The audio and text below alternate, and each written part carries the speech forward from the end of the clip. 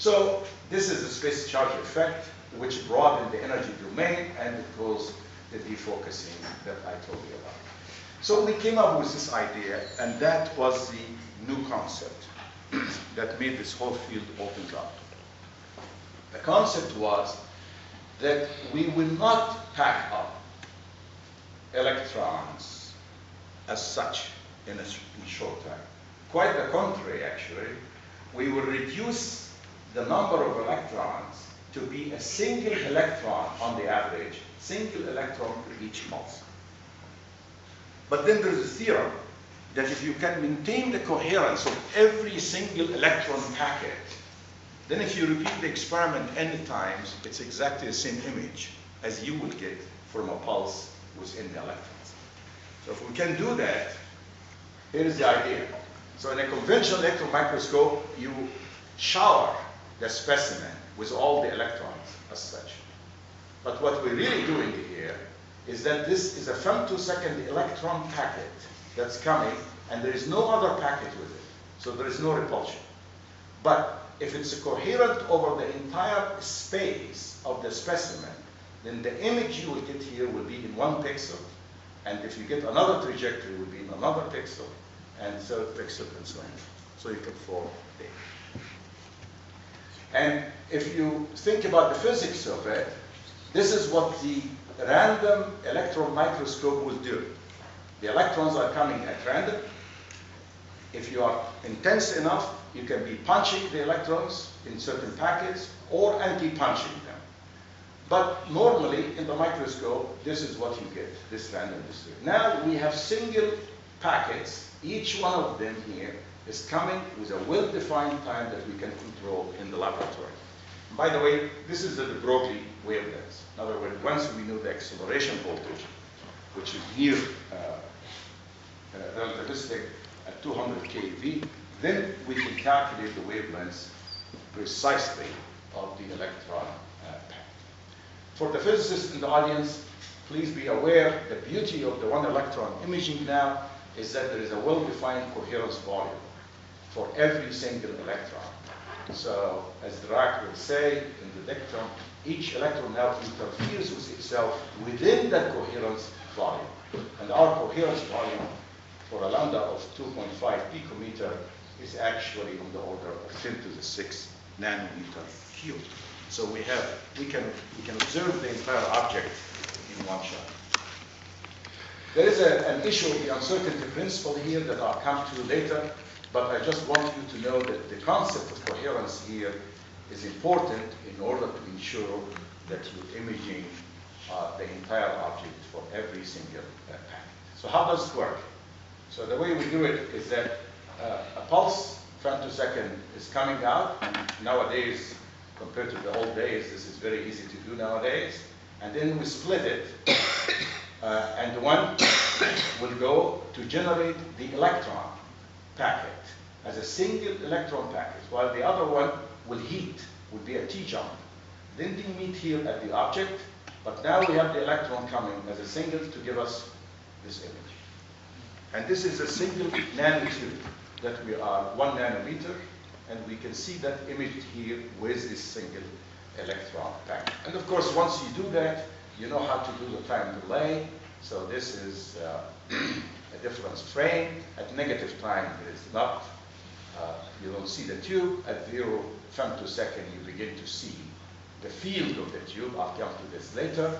And at longer time, the field is decaying. So you can actually image stuff, as you will see later, that you could not see otherwise in the microscope on the femtosecond time scale. Caltech decided to patent this because they think, I don't have a company, but they decided to patent it because it's important to them. So you can also do a single shot by just hitting this in one single pulse, and typically we use this if we want to go at longer time, like in this paper, to study phase transitions. It's a lot more details in terms of the structure of the microscope itself, but I don't want to bother you with the detail.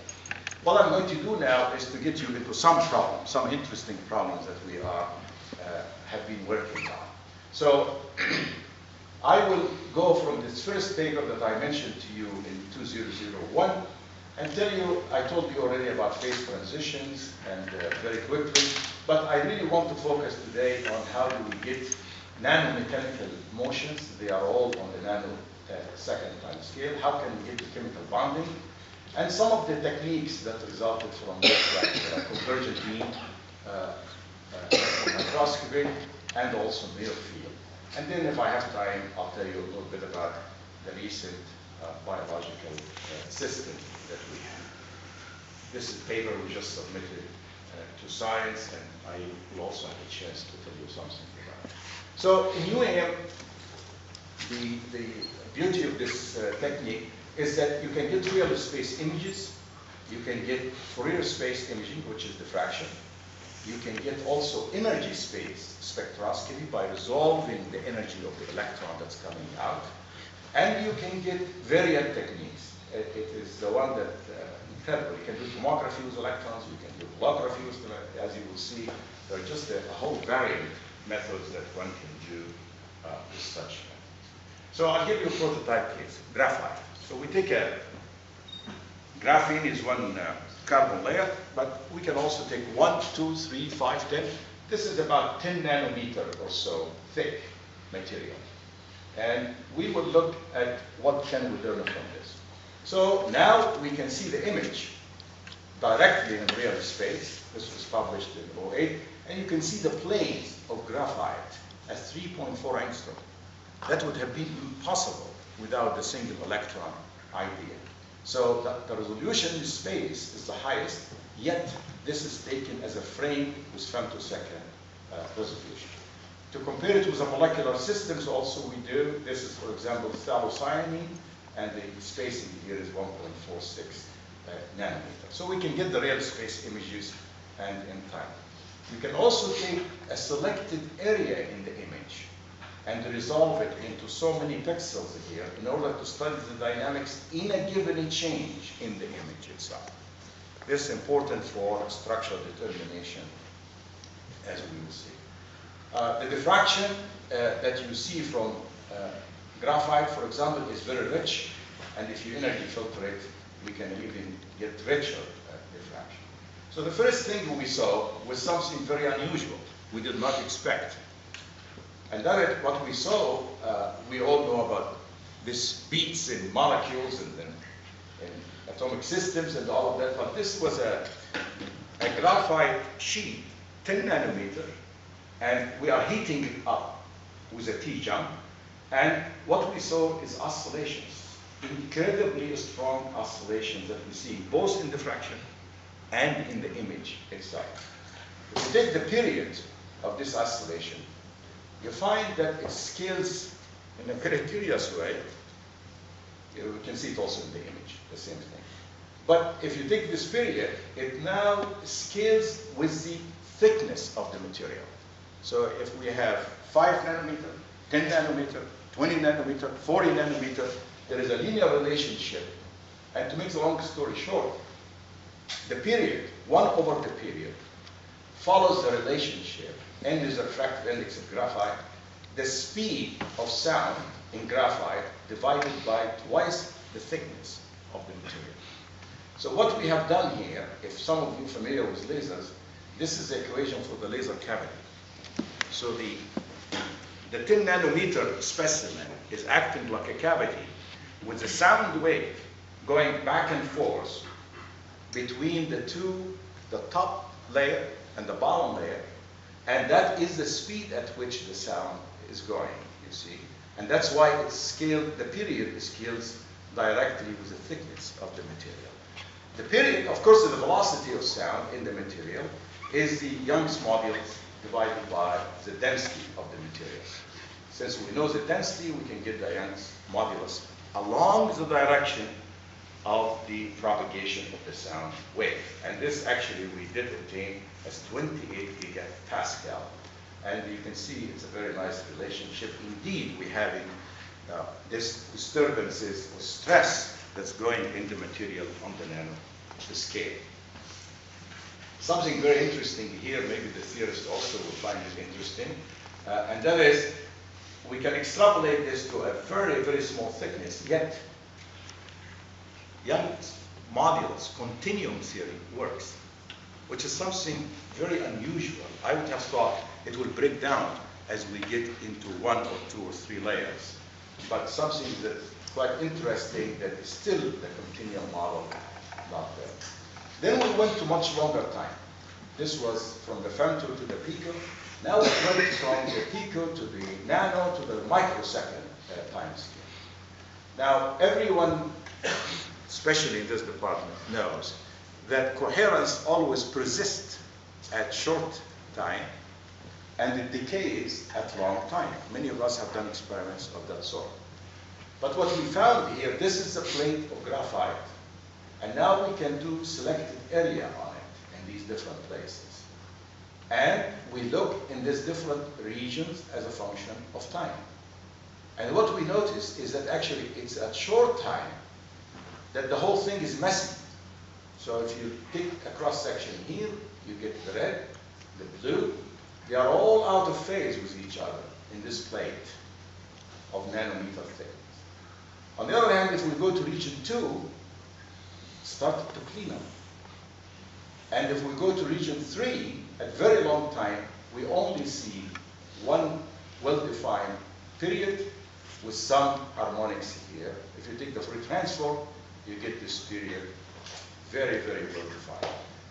Again, to make the long story short, as we go to longer time, so at early time, these parts of the specimen are incoherent with each other, but they coalesce at long time to make the whole plate drums. So the whole sheet of graphite now in the microscope is going up and down, and with this period. How do we know that? Well, if you take this period, and now you calculate for the transverse, this is a membrane drumming, and now you know the frequency, you can calculate actually what will be the transverse Young's modulus, not the longitudinal one that we already have established. And if you did that, you come up with 0.8 terapascal. And indeed, this is in agreement with what you get for bulk graphite in that direction, simply because the chemical bonding is very strong in this direction and it's very weak in the perpendicular direction. And you can see in the Fourier transform it cleans up as we go to different section of the time. So it's the kind of information you can obtain, and I don't have sound, but really when you play it with sound, you will see at early time it's very noisy, but then at longer time, it beats as if it's heartbeat. The whole plate is moving up and down. So first, it's noisy in the different parts of the contrast of the image, but then it settles, and then the whole. Now it has a regular motion as we go up and down. We can do also the energy filtering here that we also have done, and this was published here, because you can see we can look at the time as a function of energy, and then very well-known bands, the plasmon peaks, the core excitations of the atoms, and so if you resolve this, you can follow it as a function of time. And again, one of the things we found about graphite, which was interesting, is that on a longer time scale, 10 to picosecond, the graphite expands, the layers expand. But if you catch it at very early time, it actually shrinks. And it turns out that this compression is going on to form a graphite to make a, if you like, a diamond type structure at very early time. And this you cannot understand by heating.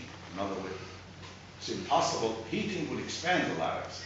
But this must be due to the fact that when you excite something like graphite, even with a heating pulse in the infrared, you're changing the carrier density, and there is an initial Coulomb interaction between the layers.